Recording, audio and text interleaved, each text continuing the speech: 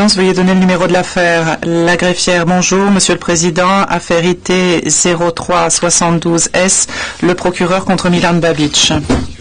Le Président, merci Madame la greffière. Bonjour à tous, je vais demander aux parties de se présenter, à commencer par l'accusation. L'accusation, bonjour Monsieur le Président, l'accusation est représentée par Alex Whiting et moi-même, Hildegard Rurzretzlaff. Le Président, merci pour la défense. La défense, bonjour Monsieur le Président, Peter Michael Müller. Pour la défense, le Président. Monsieur Babic, êtes-vous en mesure de m'entendre? Ainsi que tous ceux qui s'expriment ici, réponse oui, Monsieur le Président.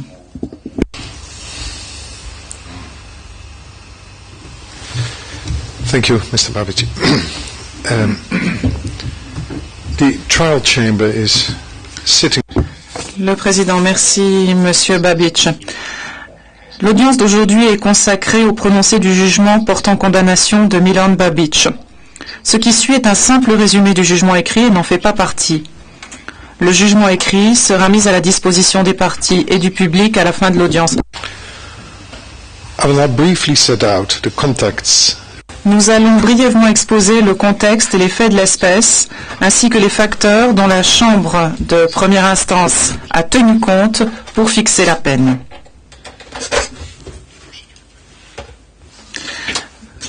Rappel de la procédure. Milan Babic est né en 1956 à Kučar, en Croatie. Il est marié, père de 2 enfants et dentiste de profession. En octobre 2001, Babic a pris contact avec le tribunal, après avoir appris qu'il était cité en tant que co-auteur dans l'acte d'accusation concernant la Croatie et délivré contre Slobodan Milošević en septembre 2001. Babic a accepté d'être interrogé par l'accusation et de déposer dans l'affaire Milošević. En novembre 2003, un acte d'accusation a été confirmé contre Milan Babic pour des chefs de persécution, de meurtre, de traitement cruel, de destruction sans motif de village ou de dévastation que ne justifient pas les exigences militaires, ainsi que de destruction ou d'endommagement délibéré d'édifices consacrés à l'éducation ou à la religion. Ces accusations reflètent des événements qui se sont déroulés dans la Krajina de Croatie entre août 91 et février 92. Babic s'est livré volontairement au tribunal en novembre 2003. 2 mois plus tard, il a conclu avec l'accusation un accord sur le plaidoyer, au terme duquel il reconnaissait avoir aidé et encouragé le crime de persécution commis dans le cadre d'une entreprise criminelle commune et visé au chef 1 de l'acte d'accusation. L'entreprise criminelle commune avait pour but d'expulser définitivement la population croate et les autres populations non serbes d'environ un tiers du territoire de la Croatie, afin de faire de ce territoire un État dominé par les Serbes, par la perpétration de crimes relevant de la compétence du tribunal.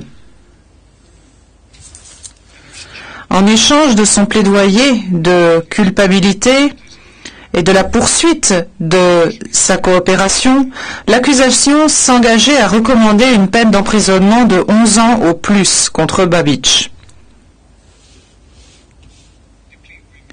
L'accord sur le plaidoyer a été modifié quelques jours plus tard, quand Babic a accepté de changer son plaidoyer de culpabilité en plaidant coupable en tant que co-auteur de l'entreprise criminelle commune évoquée plus haut et non plus en tant que complice. L'accusation n'a pas modifié sa recommandation d'une peine de 11 ans d'emprisonnement au plus. Le 28 janvier 2004, la Chambre de première instance a accepté le plaidoyer de culpabilité formelle de Babic au titre du chef 1 de l'acte d'accusation.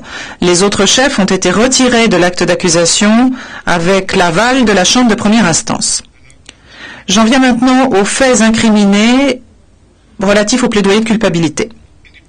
Pendant la période d'août 1991 à février 1992, les forces serbes ont attaqué des villes, des villages et des localités de la Krajina de Croatie pour en prendre le contrôle. En collaboration avec les autorités locales serbes, les forces serbes se sont ensuite livrées à des persécutions visant à chasser de cette région la population croate et les autres populations non serbes. Ces persécutions ont entraîné le meurtre ou l'extermination de centaines de civils croates et d'autres civils non serbes à Dubica, Ceroviani, Bacin, Saborsko, Poljanak et Lipovča notamment. Elles ont également eu pour résultat l'emprisonnement prolongé et systématique de centaines de civils croates et d'autres civils non serbes dans des conditions inhumaines à l'ancien hôpital et à la caserne de la JNA à Knin, ainsi que l'expulsion ou le transfert forcé de milliers de civils croates et d'autres civils non serbes de la région de la Krajina. Sans oublier la destruction délibérée de logements, d'autres biens publics et privés, et d'autres objets revêtant une valeur culturelle particulière pour les populations croates et non serbes. En décembre 1991, les autorités serbes ont proclamé la République serbe de Krajina dans les territoires dont ils venaient de prendre le contrôle.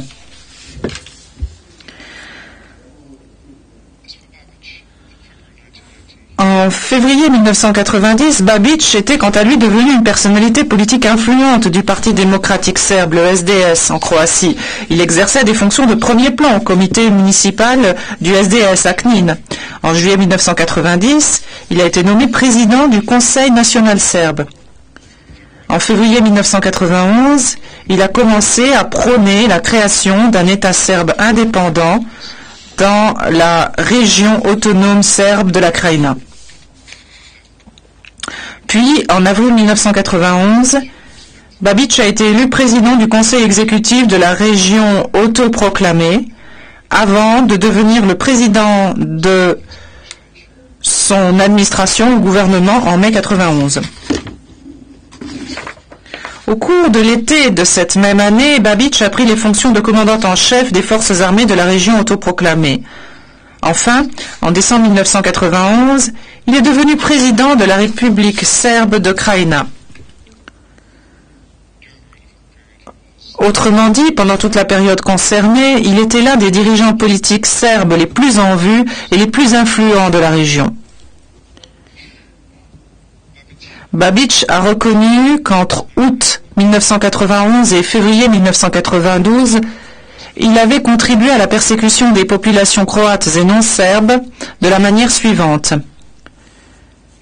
Il a formulé, soutenu, encouragé et contribué à l'élaboration et à la mise en œuvre d'une politique visant à réaliser l'objectif de l'entreprise criminelle commune qui était d'expulser définitivement la majorité de la population croate et des autres populations non serbes d'environ un tiers du territoire de la Croatie. Il a pris une part active à la création, à l'appui et au maintien des organismes qui ont dirigé la région autonome serbe de Krajina et qui ont poursuivi l'objectif de l'entreprise criminelle commune. Il a contribué à la réorganisation et au recrutement des forces de la défense territoriale, la TO, qui ont pris part aux crimes commis.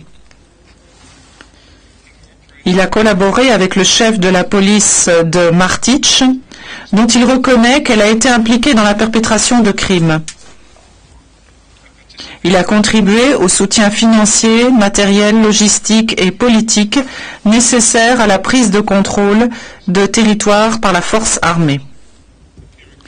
Il a demandé l'assistance des forces de la JNA ou faciliter leur participation afin d'établir et de maintenir le contrôle sur les territoires.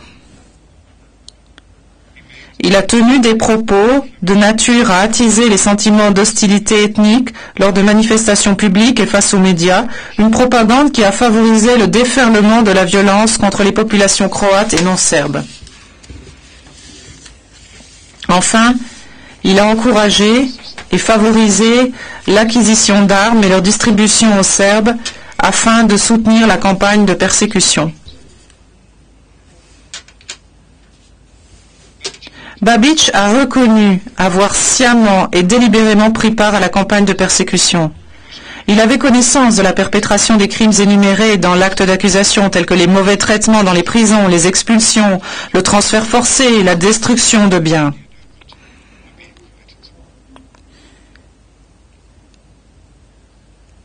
S'agissant des meurtres énumérés dans l'acte d'accusation, Babich a reconnu qu'il savait que des civils avaient été tués au cours de l'expulsion des non-serbes et que ces meurtres étaient une conséquence prévisible de la campagne de persécution.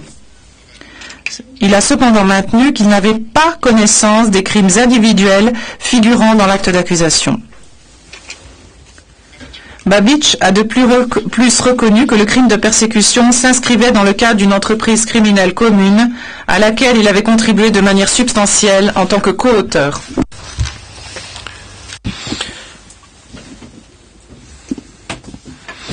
La Chambre de première instance a analysé les finalités de la sanction à la lumière du mandat du tribunal.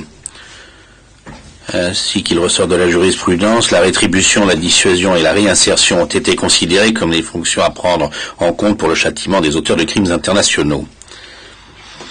Parmi les éléments entrant en considération dans la fixation de la peine, la Chambre de première instance a d'abord examiné la gravité des crimes de Babich et a également tenu compte de sa situation personnelle, ainsi que des circonstances aggravantes et des circonstances atténuantes dans lesquelles il les a commis.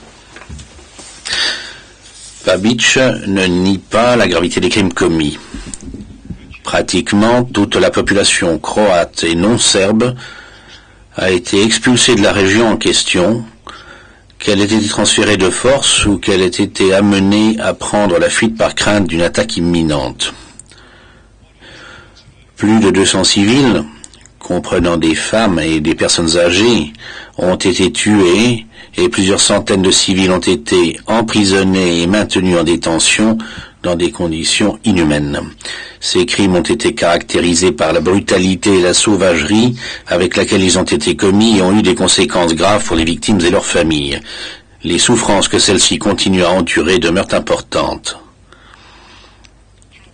La Chambre de première instance est convaincue de l'extrême gravité du crime commis pour lequel Babich a plaidé coupable.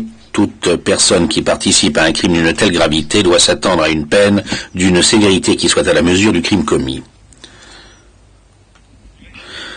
Au titre des circonstances aggravantes, le procureur a fait observer que le fait d'exercer de hautes fonctions du genre de celle qu'occupait l'accusé a été considéré comme constituant une circonstance aggravante. La défense a fait valoir qu'on ne saurait en même temps tirer argument de la conduite de Babich en tant que responsable politique pour fonder à la fois sa responsabilité pénale et une circonstance aggravante. La Chambre de première instance estime elle aussi que le même élément ne doit pas être apprécié tantôt d'abord comme un élément constitutif du crime et ensuite comme une circonstance aggravante. Toutefois, la responsabilité pénale de Babich ne découle pas de sa place dans la hiérarchie. Le fait d'exercer des fonctions de dirigeant politique n'est pas une condition requise pour qu'il puisse y avoir participation à une entreprise criminelle commune, pas plus que ce n'est une condition préalable constitutive du crime de persécution. Il ne s'agit donc pas là d'un élément qui permette de fonder la responsabilité pénale de l'accusé, c'est pourquoi la Chambre de première instance ne l'a pas retenu comme telle.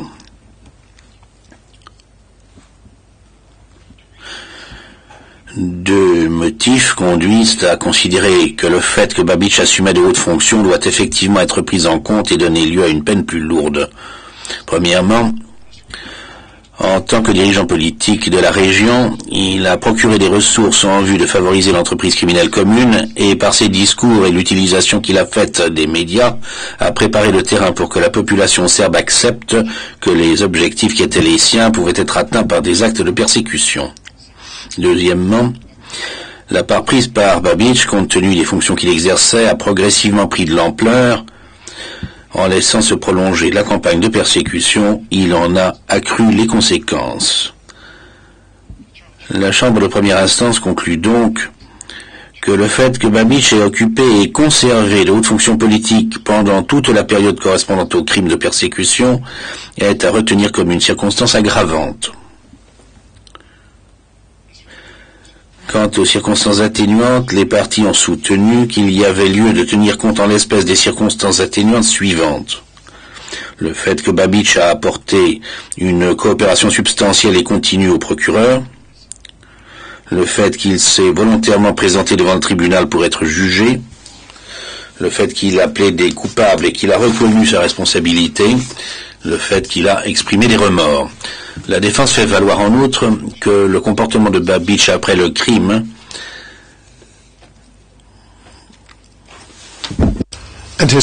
ainsi que sa situation personnelle et familiale constituent des circonstances atténuantes. Le procureur a proposé d'ajouter comme circonstance atténuante le fait que la participation de Babich aux actes de violence a été limitée, qu'il a contribué de façon continue à la réconciliation et qu'il était de bonne moralité avant les faits dont il est accusé.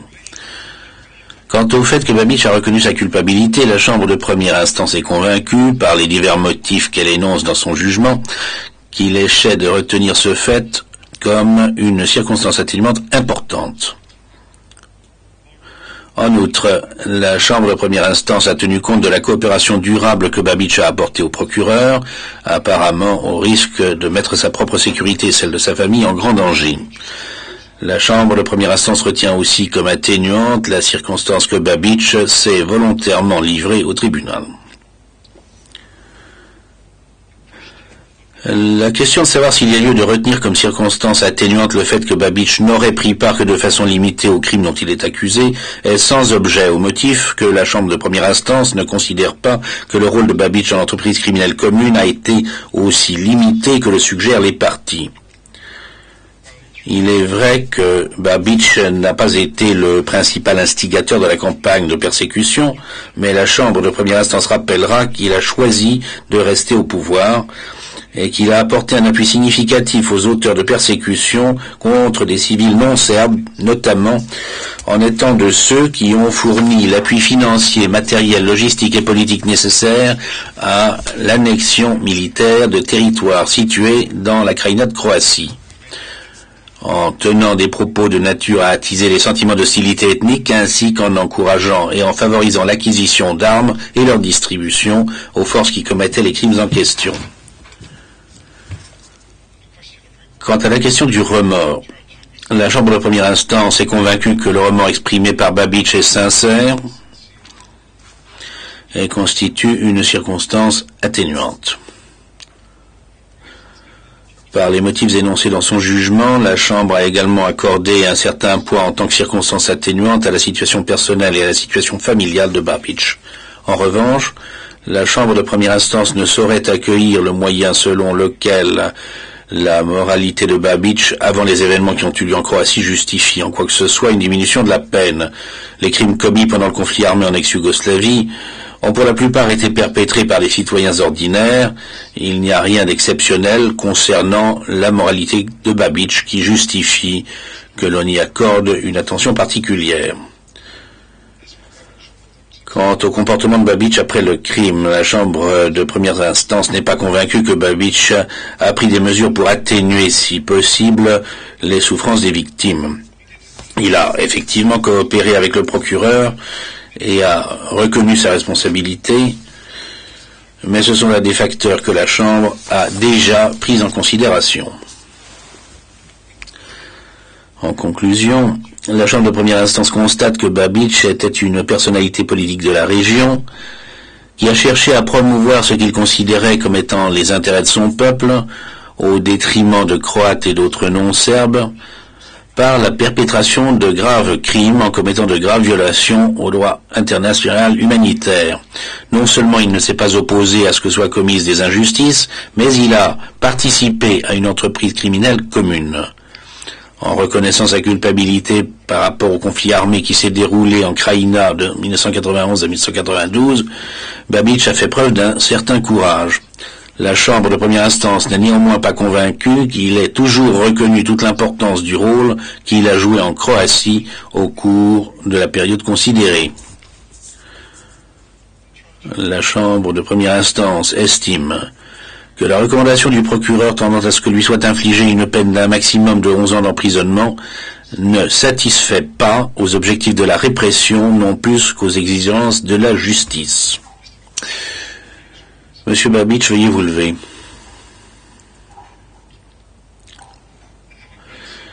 La Chambre de première instance, après avoir examiné tous les éléments de preuve ainsi que les arguments présentés par les parties, vous condamne à une peine de 13 années d'emprisonnement.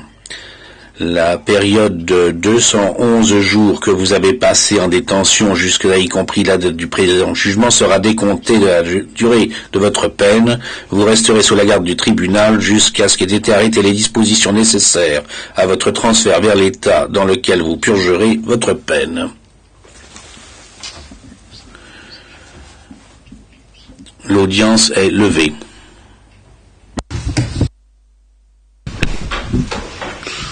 All rise, veuillez vous lever.